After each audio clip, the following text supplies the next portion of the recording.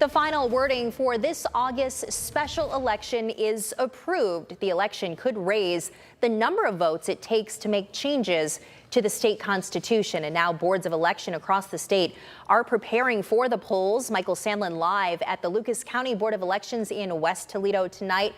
Mike, what steps are they taking for this, and what kind of challenges are the boards encountering so far? Well, Melissa, boards of elections like the one behind me are already reaching out to their vote workers and poll centers to begin to get things set up. But they tell me so far it's been a frustrating process because just a few months ago, they told those people they would never have to work another August election ever again. Just a few months ago, Ohio lawmakers passed a bill ending the August special election, saying a May primary and a November general were all the public needed. But then at the beginning of the month, Ohio Republicans passed legislation to bring the August primary back. Now it's left boards of election across the state only a few short months to prepare.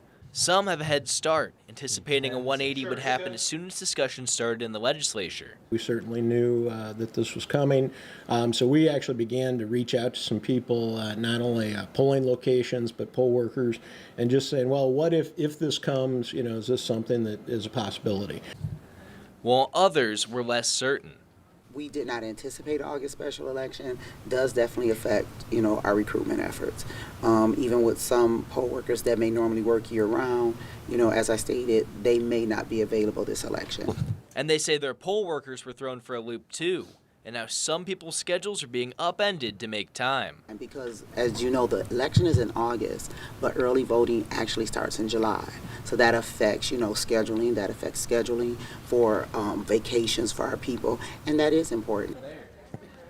But with some people unavailable to come back, the BOEs are still in need of more staff. As we identify holes in certain areas or regions, then we're going to do more outreach and a little more looking to try to fill that in. Which is all the more important because how big this election is expected to be.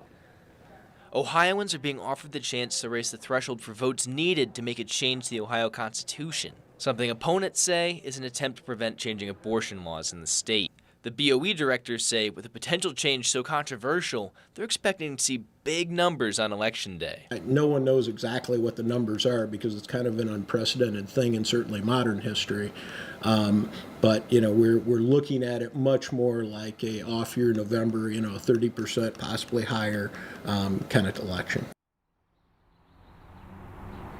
And there's been another snag as well. The directors tell me that the Secretary of State still hasn't given them any guidance on how to pay for this election, unsure if they're going to be given money from the government now or if they're going to get some kind of reimbursement later down the line.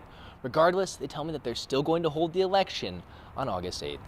Reporting in West Toledo, I'm Michael Sandlin for WTOL 11.